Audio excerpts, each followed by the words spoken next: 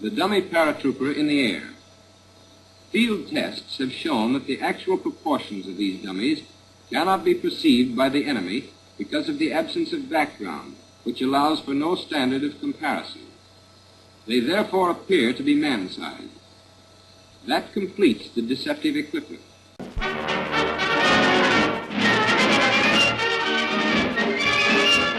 The time has now come to reveal the weighty part played by Malta in the invasion of Sicily.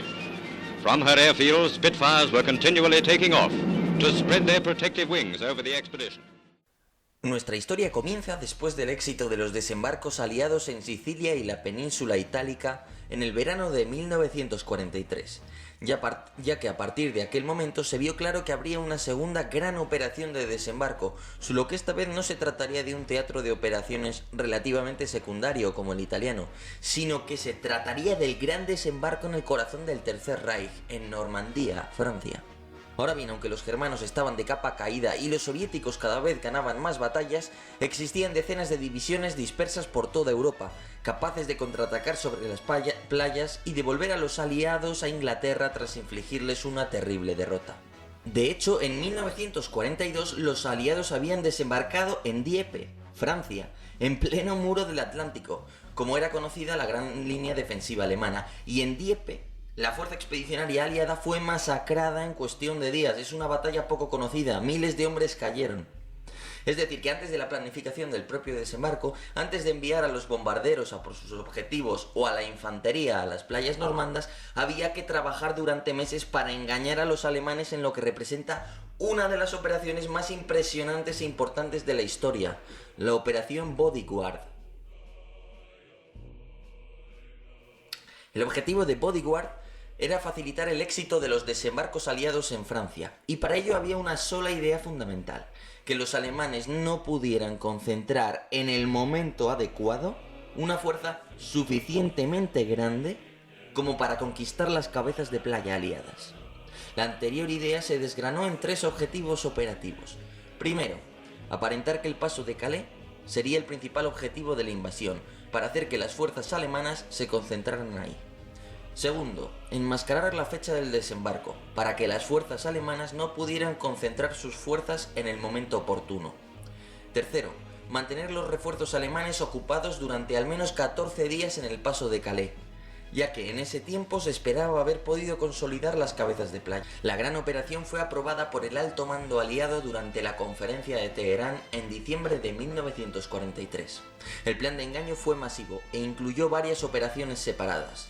Fortitude North, para distraer tropas enemigas en la península de Escandinavia, que sería apoyada mediante una serie de fintas militares y diplomáticas de Suecia mediante el plan Graham.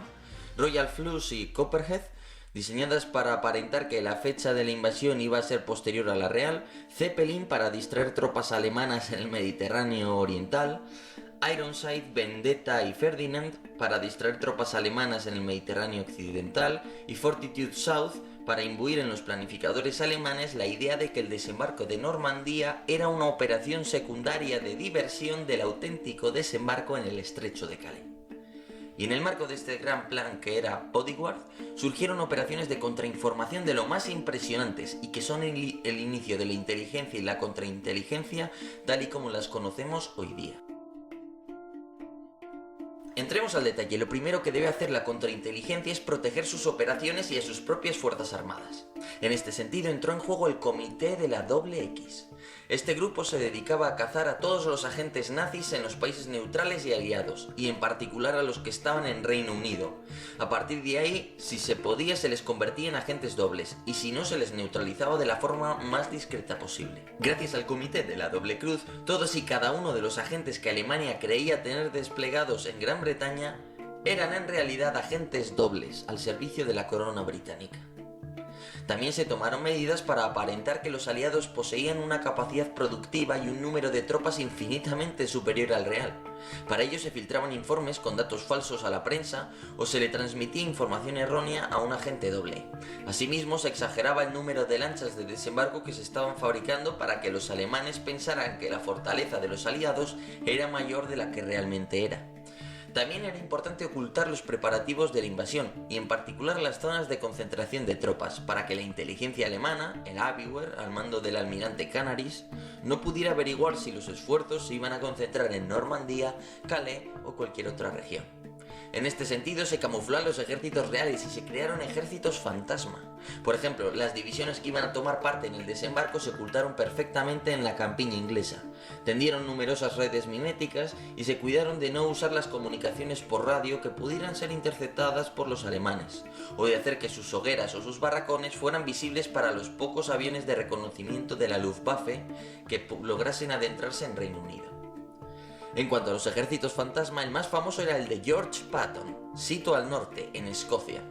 Como Patton era el comandante aliado más icónico, y los alemanes consideraban que sería uno de los encargados de liderar el desembarco, la contrainteligencia angloamericana decidió usarle como cebo y otorgarle el mando de un ejército fantasma, para disgusto del general tejano. Así aparecieron centenares de señuelos inflables que imitaban carros de combate Sherman y que desde el aire daban el pego.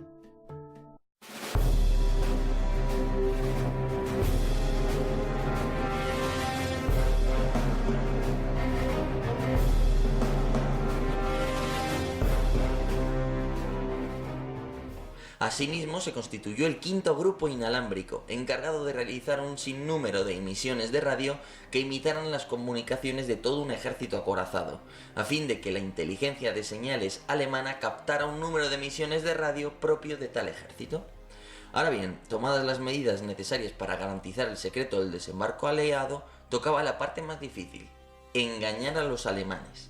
Por suerte, las operaciones psicológicas y de engaño habían sido estudiadas en Reino Unido en el periodo de entreguerras, así que para 1943 los angloamericanos ya tenían experiencia y conocimientos sobre su enemigo como para planificarlas. La clave para preparar una de estas operaciones, en primer lugar, es identificar las organizaciones clave y sus funciones. Por tanto, ¿cuáles eran las organizaciones clave y quiénes eran sus líderes? Por ejemplo, tenemos el Abwehr, la inteligencia estratégica militar alemana, cuya función es el apoyo a las decisiones del gobierno y de la Wehrmacht. Es decir, el Abwehr se encarga de obtener información y transmitírsela al ejército y al gobierno, de tal forma que estos tomen decisiones. Su líder, su jefe, era el almirante Canaris. Después tenemos el Oberkommando de la Wehrmacht, el Estado Mayor de la Wehrmacht, el ejército alemán, cuya función es dirigir al ejército regular. ¿Cómo? Tomando las decisiones. Y su jefe era el general Wilhelm Keitel. En tercer lugar, tenemos a la RSHA, perteneciente a las SS, cuya misión es la inteligencia militar y policial de la seguridad interior del Tercer Reich. Su función es, por tanto, el apoyo a la toma de decisiones en las SS, facilitar la información, por tanto, al líder de las SS para que decida qué hacer. Y su jefe era Ernst Kaltenbrunner.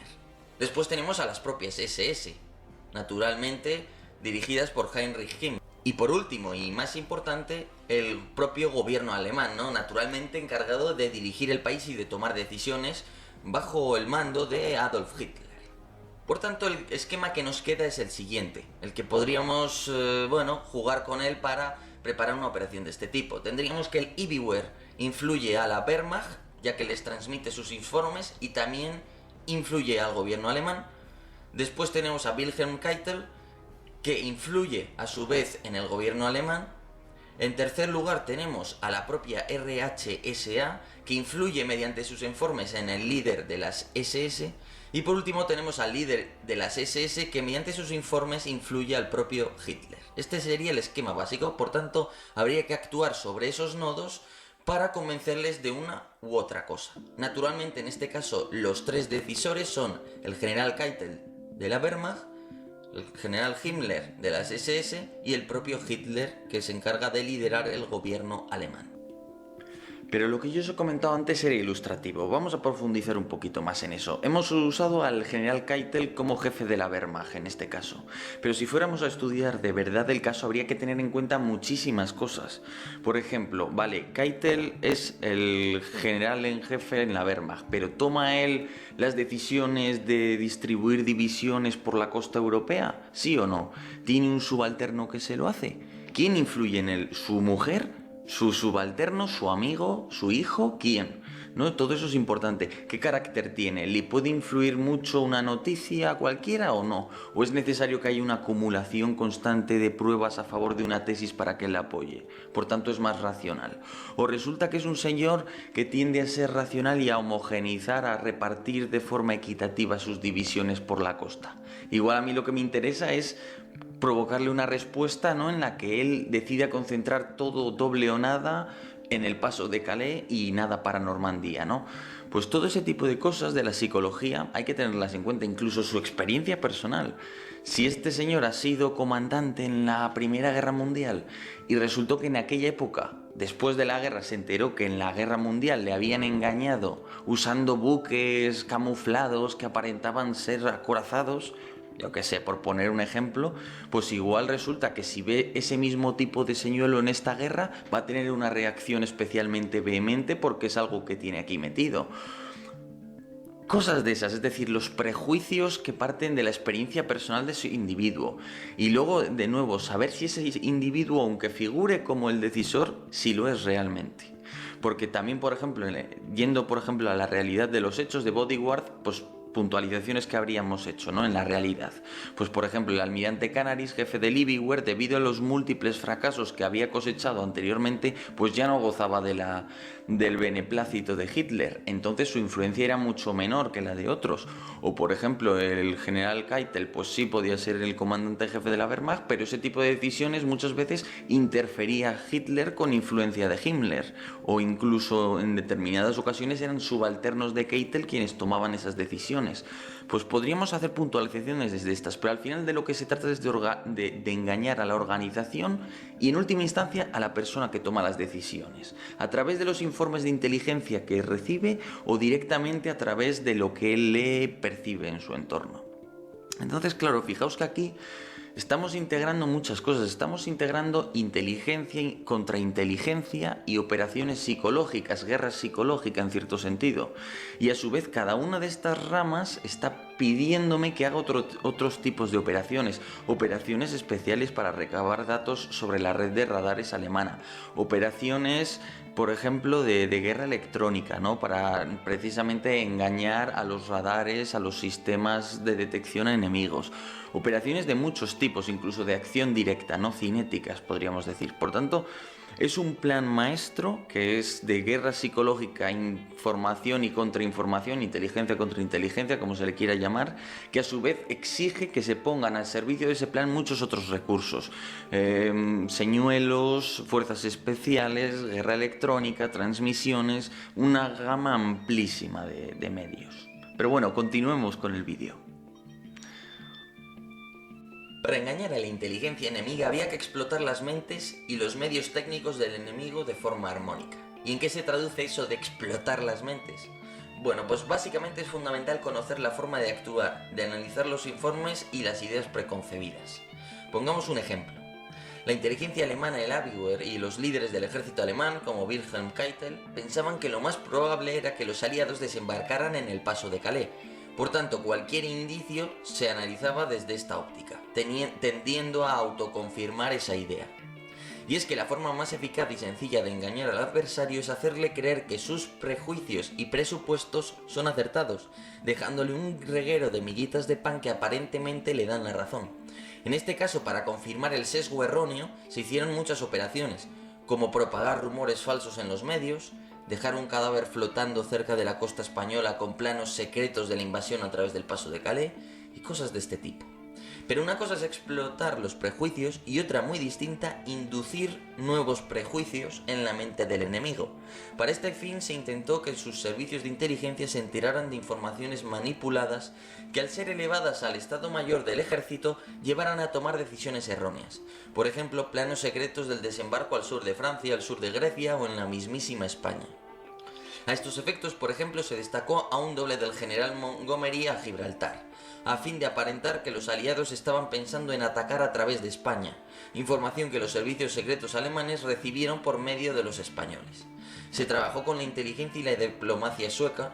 Recordemos que Suecia era un país neutral, para que el ejército del país realizara grandes maniobras junto a la frontera noruega ocupada. realizando fintas que daban a entender que Estocolmo podría cortar de cuajo el suministro de acero sueco a Alemania a través del Mar del Norte.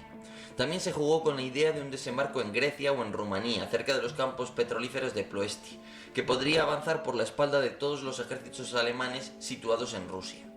Como se aprecia, el número de tretas y engaños fue pasmoso, y al final se tradujo en que los alemanes, temerosos de un desembarco en 1001 lugares, tuvieron que desperdiciar centenares de miles de hombres protegiendo lugares que nunca fueron atacados.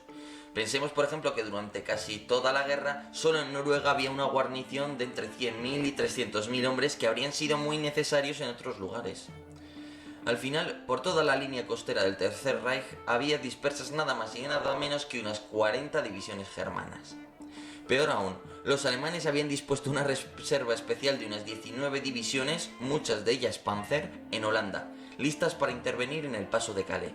Sin embargo, debido a la distancia con Normandía, unida a la presión de la aviación aliada, esta reserva especial nunca pudo llegar en tiempo y forma a las playas normandas. Claro, y se podría preguntar, entonces, ¿fue eficaz? ¿No fue eficaz? ¿Fortitude? ¿Bodyguard? ¿Todas estas operaciones fueron eficaces? Bueno, el caso es que los alemanes al final tenían más de 59 divisiones repartidas por todo su frente. 12 en Noruega, 22 en Grecia, por ejemplo, luego la reserva operacional de 19 divisiones en Bélgica, Holanda. Entonces, ¿se había creado confusión en los alemanes? Hombre, parece que sí. Sobre todo el número elevadísimo de divisiones en Grecia y tal, pues apunta a eso. Y mira que Grecia es un país relativamente estrecho con una orografía fácil de defender, pues ese elevado número de divisiones es importante, y lo mismo ocurre con Noruega. También es verdad que si los alemanes llegan a tener muy pocas fuerzas en Noruega o muy pocas fuerzas en Grecia, les podrían haber desembarcado ahí. Al fin y al cabo, si lo pensamos detenidamente, ¿por qué atacaron Italia en el 43? Porque era la zona peor defendida. ¿Y por qué era la peor defendida? Porque ahí prácticamente en Italia en el 43 no había divisiones alemanas, era casi todo el ejército italiano, mientras que el resto de la línea costera estaba defendida por divisiones alemanas. Luego también es verdad que habría que decir que muchísimas de esas divisiones eran divisiones de tercera fila, llenas de extranjeros, polacos, ucranianos o heridos, o en fin, lo que se llamaban divisiones estáticas, ¿no?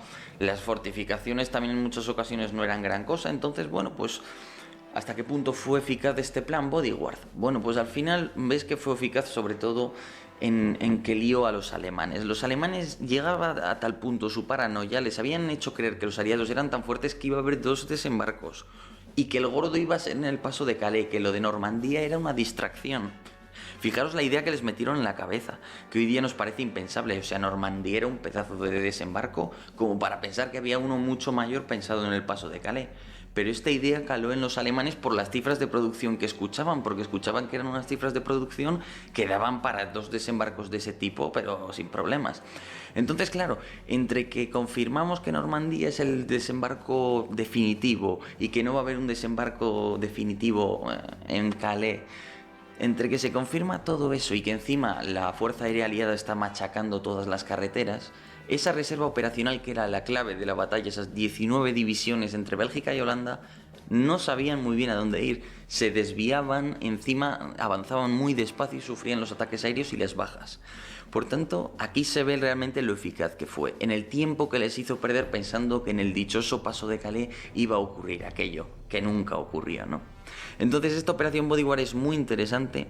Algún día hablaremos de la Maskirovka soviética, que es un poco este mismo arte pero a la soviética y en su tipo de ofensivas.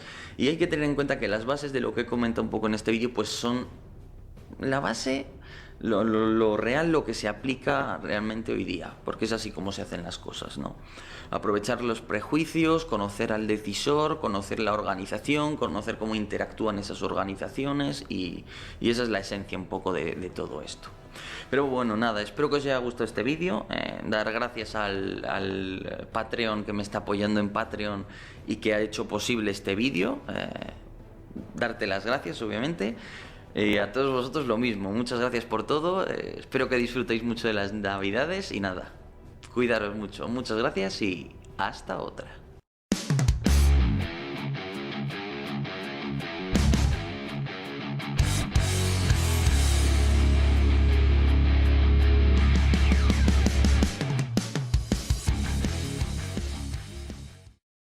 Remember Remember those aggressor tanks that our friend Lieutenant Vieta told us had just moved into position? They have been known to fool an observer from as little as 50 yards away. Such equipment, combined with a few real tanks, gives the aggressor the appearance of a strong armored force at a fraction of the cost in men, material, and time. Light and compact, this equipment can be shipped around the country to where it's needed with a minimum of effort.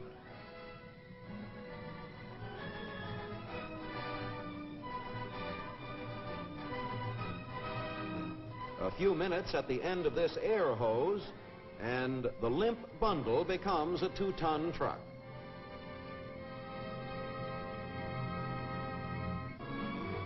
Besides tanks and trucks, the aggressor pneumatic equipment also includes artillery.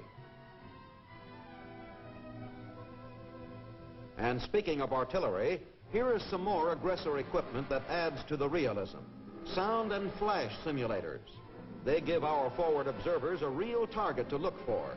From a distance, when the pneumatic gun position fires, it could be the real thing. And when these battle noise simulators contribute their din to the maneuver area, you have the closest thing to combat without anybody getting hurt.